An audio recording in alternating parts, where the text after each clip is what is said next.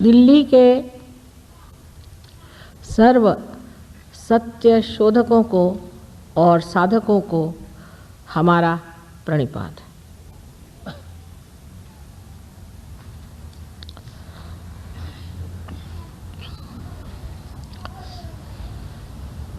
आज के जो प्रश्न मेरे सामने आए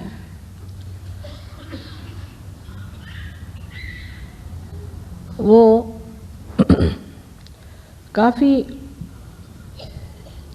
समझदारी से लिखे गए हैं और कुछ में वही कुतूहल है जो एक बौद्धिक वर्ग में होता है। जैसे कि कहा गया है कि पहले भी इतने अवतरण हो गए तो उन्होंने ये काम क्यों नहीं किया, अब मैं क्या जानूं, आप उनको फ़ोन करके पूछ लीजिए। ये भी कोई बात हुई? अरे भाई, अगर कोई काम कर रहा है तो सोचना चाहिए कि ये तो बड़ा भारी काम हो रहा है और ये अच्छी बात है, अभी तक नहीं हुई तो नहीं हुई। वास्तविक बात यह है कि पेड़ जब बढ़ता है तो उसकी एक एक अवस्था होती है। जिस अवस्था में आज का समय आया हुआ है, कल ही मैंने कहा था कि ये बहार का समय है और इस समय अनेक लोग अपने सुकृतों को फलद्रूप होते हुए देखेंगे। आपने जो पुण्य पहले जन्म में किए हैं उसके आज आशीर्वाद स्वरूप आपको आत्म साक्षात्कार होगा। ये तो अनादिकाल से लिखा गया है। आप लोग तो सब बहुत विद्वान हैं, लेकिन नल दमयंती आख्यान अगर आप पढ़िए तो नल दमयंती कितने हजारों वर्ष पूर्व हो चुके, जब नल ने एक दिन कली को पकड़ा और उसकी टांग पकड़ के कहने लगा कि तू अब बता कि तू सबका सर्वनाश करने वाला और सबको भ्रम में डालने वाला अति दुष्ट है और तेरा जीवित रहना ठीक नहीं, क्योंकि तूने मेरी पत्नी से मेरा बिछोह किया था और इसी तरह तू सब में भ्रम डाल करके एक दूसरे में झगड़ा लगाते रहेगा और कलयुग में जो जो हाहाकार होने वाला है उसको अगर किसी तरह से मिटाना है तो तेरा ही नाश कर देना ठीक है, ये मैं बड़ा पुण्य कर्म करता हूँ। तो कली ने कहा हाँ भाई, ये तो बात सही है, लेकिन मेरा भी कुछ महत्व है, इसको सुन लो। मेरा महात्म्य ये है कि जब मेरा साम्राज्य संसार में चलेगा, जब घोर कलयुग आएगा, उस वक्त ये जो दरी कंदरों में साधु लोग परमात्मा के खोज में घूम रहे हैं, ये एक सर्वसाधारण घर गृहस्थी में बैठे हुए सर्वसाधारण सामान्य लोग होंगे, लेकिन इसमें का जो असामान्य है वो आत्म साक्षात्कार इन्हें प्राप्त होगा। ऐसा सुनते ही नल ने उसे छोड़ दिया और उसकी क्षमा मांगी कि ये महात्म्य मैं तुम्हारा नहीं जानता था। ऐसे तो कुछ अवतरण जरूर कलयुग में भी हुए, लेकिन इतना घोर कलयुग कभी भी संसार में नहीं था और इतना बड़ा कार्य भी आज तक संसार में हो नहीं पाया। एक प्रश्न और आता है कि आप माँ क्यों ये सब कार्य कर रही हैं, बाप को भी कुछ काम करना चाहिए।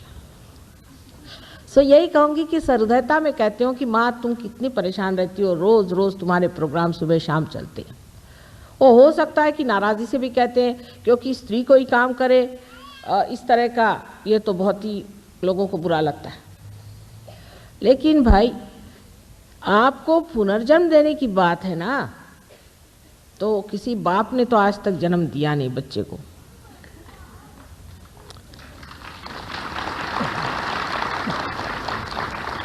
और ऐसी मेहनत करनी पड़ती है इस बार, बड़ी सबूरी चाहिए, बड़ा प्यार चाहिए, बड़ी समझ चाहिए, बड़ा दुलार चाहिए, सूझबूझ चाहिए और आखिर तक पार करने की इच्छा बनी ही रहना चाहिए। ऐसे अगर श्री कृष्ण होते तो वो आधे लोगों को तो दिल्ली में सुदर्शन से ही उड़ा देते, ऐसे अगर राम होते तो वो घबरा के वनवास चले जाते, और अगर जीसस क्राइस्ट आते तो अपने को सूली पर चढ़ा लेते, और बुद्ध आते, महावीर आते तो बैराग लेकर के वो अपने कार्य में निकल जाते। ये कार्य एक माँ ही कर सकती है। मैं मानती हूँ अपने देश में नारी का इतना मान नहीं जितना होना चाहिए, विशेषतः उत्तर हिंदुस्तान में मान नहीं है। यत्र नार्या पूज्यन्ते तत्र रमन्ते देवता। जहाँ स्त्री पूजनीय होती है और पूजी जाती है वहाँ देवता का रमण होता है। लेकिन हम लोगों के यहाँ जब औरतें मर्दाना पना करती हैं तो जितने मर्दों के गलत गुण हैं वो लेकर के इस कदर उनके तौर तरीके खराब हो जाते हैं कि मनुष्य सोच ही नहीं सकता कि कोई स्त्री माँ स्वरूप होकर के भी शुभ कार्य कर सकती है। मैं इसका दोष सिर्फ अज्ञान को दूंगी। ये काम बहुत कठिन है, पहाड़ जैसी कुंडलिनी उठानी पड़ती है। बहुत से लोगों के अंदर जो कुंडलिनी आहत एक सांप की तरह छटपटाती कि माँ मुझे किसी तरह से तुम ये शुभ कार्य करने दो, क्योंकि आप सबकी जो एक व्यक्तिगत माँ है, आपकी अपनी जो एक माँ है वो है कुंडलिनी, और छटपटाती है कि देखो मेरे बेटे ने मेरी ये हालत कर दी, मैं इसको कैसे जन्म दूं। उसको संभाल के पुचकार के संवार के जागरूक करना है, और वो भी सामूहिक तरह से ये कार्य आज होना चाहिए, क्योंकि पहले ज़रूर थोड़े लोग आत्म साक्षात्कारी होते थे, लेकिन उनको तो सबने छला ही, उनको किसी ने माना नहीं और सताया। और किसी किसी गुरुओं के बारे में पूछा है कि उनको कैंसर की बीमारी हुई तो वो क्यों नहीं ठीक हुए। उनकी कोई माँ उस वक़्त नहीं थी, सारे दुश्मन ही उनके रहे, और हो सकता है उनमें से कोई आत्म साक्षात्कारी भी न रहा हो। इसलिए ये बेकार की बातें करने से क्या फ़ायदा है। हमसे आपसे कोई झगड़ा तो नहीं है। माँ की भाषा में ये कहना है कि खाना बना दिया है बेटा, भूख होगी तो खाना खा लो।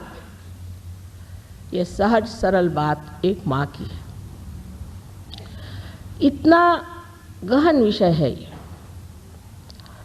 इतना सूक्ष्म विषय है ये, कि पहले आदमी को स्थिरता लाना ही बड़ा कठिन जाता है। मैं देखती हूँ ज़रा सा इधर से बच्चा उधर गया, सबकी नज़र उधर चली जाएगी। एकाग्र होना भी कितना कठिन है, और उसके बाद फिर समग्र होना। इसलिए आपसे मैं विनती करती हूँ कि कृपया अपनी जो भी मुझे बात कहनी है उसे आप एकाग्रता से पहले सुनें। जैसे कि साइंस में पहले एक धारणा यानी हाइपोथेसिस दिया जाता है कि ये हाइपोथेसिस है, और फिर उसको सिद्ध करने के बाद लोग मान लेते हैं कि यही कायदा है।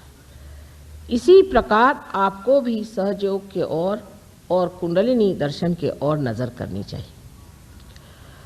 हर बात में कुछ न कुछ विरोध की बातें करने से हम कहीं नहीं पहुंच पाते, पर विरोधात्मक बुद्धि होने की वजह से हर जगह का विरोध हम खोजते रहते हैं। जैसे कि आप में और फलाने गुरु में क्या अंतर है? बहुत अंतर है। जिन गुरुओं के यहाँ सेवा की बड़ी बड़ी पेटियां लगी रहती हैं वो तो आपके नौकर हुए। जो आपसे रुपया पैसा लेते हैं उनमें हम में बहुत बड़ा अंतर है। वो आपकी कुंडलिनी जागरूक नहीं करती। सिर्फ बातचीत ही बातचीत से हो जाएगा? हमने कहा बेटे हमने खाना परस दिया, आप खाइए, और ना वहाँ थाली न कटोरी न कुछ नहीं, यहाँ खाइए खाइए ना खाइए, खाते क्यों नहीं? आप कहिएगा कि यहाँ है क्या, लेकिन ऐसा नहीं लोग सोचते हैं। जो भी भ्रम दिमाग में डाल दे बस उसी को मानने लग जाते हैं, क्योंकि ये घोर कलयुग है। कोई सा भी भ्रम किसी ने डाल दिया, मैं तुमको एक नाम देता हूँ, गुरु। अरे भाई, नाम देने के लिए गुरु काहे के लिए चाहिए, मेरी आज तक समझ में नहीं आया। नारद ने वाल्मीकि को राम का नाम बताया था। कहाँ वाल्मीकि, कहाँ नारद? क्योंकि उनका राइट हार्ट, जिसे हम कहते हैं, चक्र पकड़ रहा था, इसलिए उन्होंने राम का नाम बताया। सब डाकुओं का राइट हार्ट पकड़ता है, लेकिन आप कोई डाकू है, आप क्यों राम का नाम ले रहे हैं? आपका जो चक्र पकड़ा है वही ना आपको नाम दिया जाएगा, और जब चक्र छूट जाएगा तो भी आप उसको रटते जाइएगा। जिसको देखो वही कुछ ना कुछ नाम देता है। एक महाशय तो 600 पाउंड लेकर के ऐसा नाम देते हैं जैसे ठिंगा, इंगा, पिंगा, और उसको गुप्त रखने को कहते हैं। आप बेवकूफों की कमी नहीं गालिब, वही हालत कहनी चाहिए। नाम देने वाला गुरु कभी भी सही नहीं हो सकता। कौन से चक्र पकड़े? क्यों नहीं उनसे आप सवाल पूछते कि भाई तुमने मुझे ये नाम दिया, सो कौन से चक्र की वजह से दिया, कौन मुझ में दोष है, किस लिए मुझे ये नाम आपने दिया? सवाल होना चाहिए। सवाल तो माँ से होते हैं, क्योंकि हमने पूरी स्वतंत्रता दे रखी है और दे रहनी चाहिए। सवाल होने चाहिए, जिससे मैं खुश होती हूँ कि बच्चों ने सवाल तो किया है। स्वतंत्रता से बैठे हुए बच्चे सवाल करते हैं, ये माँ के लिए बड़ी शान की चीज़ है।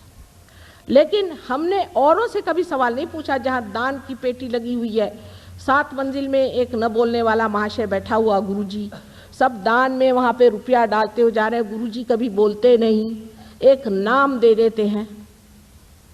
करोड़ों रुपया, लाखों रुपया उस दानों की पेटी में चला जा रहा है। भगवान जाने कौन से खो में छिपता है। वहाँ सवाल नहीं होते, क्योंकि वो मैस्मराइज कर देते हैं, मंत्रमुग्ध कर देते हैं। अपनी स्वतंत्रता में मनुष्य को ये भी सोचना चाहिए कि जिसने मुझे नाम दिया तो उससे क्या मुझे फायदा होने वाला है। अरे डॉक्टर भी जब आपसे कहता है कि मैं आपको दवा देता हूं, तो पूछता है कि भाई मुझे क्या रोग है, ये बताइए, आप किस लिए दवा दे रहे हैं मुझे?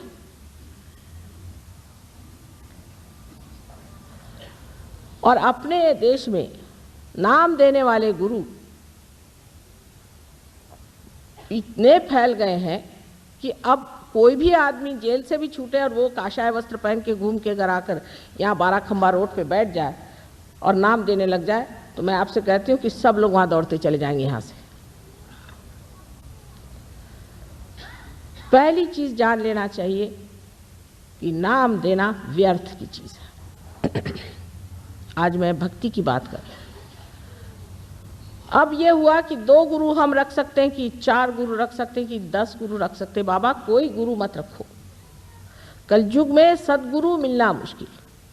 मैं कहती हूँ आप ही अपने गुरु हो जाओ। हो गए, महान गुरु हो गए, उन्होंने आपका गुरु का स्थान बना लिया है, और उसी गुरु के स्थान पे आप अधिष्ठित हो जाओ, उसी पे विराजो, और आप ही गुरु बन के अपना भी और दूसरों का भी संचालन करो, उनका गाइडेंस करो। किसी को गुरु मनाने की जरूरत नहीं, इस माथे को किसी के सामने झुकाने की जरूरत नहीं। ये माथा जो है, यहाँ 11 रुद्र के 11 बड़े जबरदस्त विध्वंसकारी चक्र हैं। इसको आप जिसके उसके सामने झुकाते फिरते हो। मंदिरों में गए, वहाँ कोई पंडित जी बैठा हुआ है, बिल्कुल बेकार चोर आदमी, उसके सामने जाकर सर झुका दिया। पंडित जी बैठे हैं, पंडित जी पंडित जी पंडित जी आए, उन्होंने आपके माथे में कुमकुम लगा दिया। उसके बाद पता हुआ बाहर आते आते चक्कर आके गिर गए। हनुमान जी ने पता नहीं क्या कर दिया हमको माँ, कि हम मंदिर में गए थे, उस दिन से आज बीमार हो गए। अरे भाई, वो हनुमान जी ने थोड़ी किया, वो बैठे ना हनुमान जी के वहाँ एक। ये भक्ति की जो गलतियां हैं उसको समझ लेना चाहिए। भक्ति का मतलब ये नहीं है अंधी श्रद्धा, कभी भी नहीं है। श्रद्धा भी आपको आत्म साक्षात्कार के ही बाद आनी चाहिए। मैं आपसे बार बार कहती हूँ कि मेरे पैर मत छुओ। क्यों छूते हो मेरे पैर? मैंने आपको दिया ही क्या है? मैं जब आपको कुछ दूँ और आप सोचें कि मुझ में कोई बात है तो ठीक है, आप पैर छू लीजिए, लेकिन क्यों इस माथे को सबके सामने झुकाना? गुरु नानक साहब ने कितना सुंदर काम किया कि जितने आत्म साक्षात्कारी गुरु थे उनकी ही किताबें ले करके और ग्रंथ साहब बनाया। और झुकना है तो ग्रंथ साहब के सामने झुकिए, माने आप चैतन्य के आगे झुक रहे हैं, ये कहा था। मोहम्मद साहब ने भी यही कहा कि किसी के सामने मत झुको। आज सवेरे बहुत से बीमार लोग आए थे, उनमें से 99% लोग गुरुओं के चक्कर में बीमार थे। किसी को कैंसर, किसी को हार्ट ट्रबल, किसी के पैरालिसिस, किसी के कुछ, सारी बीमारियां इन गुरुओं से पाई हुई है। अच्छा है साहब, पैसा देकर के आप बीमारी खरीद रहे हैं? ये कोई भक्ति हुई? भक्ति में एक चीज जिसको मराठी में डोळस भक्ति कहते हैं कि आंख खोल के भक्ति करना चाहिए। ये देखना चाहिए कि इनके पास गया हुआ आदमी जो है उसका क्या हाल है, ये दे क्या रहा है, ये परम दे रहा है या कुछ कहीं की विभूति आ गई, कहीं का डायमंड आ गया। आपके ड्राइवर नौकरों को नहीं मिलेगा डायमंड। अगर आपके पास 25 डायमंड हो गए तो 1 डायमंड मिलेगा और बाकी सब गायब। ऐसे चक्करों में आप रह करके बाद में हार्ट अटैक लेकर मेरे पास पहुंचते हैं, माँ हमें हार्ट अटैक आ गया। ये भक्ति का हमारा स्वरूप है।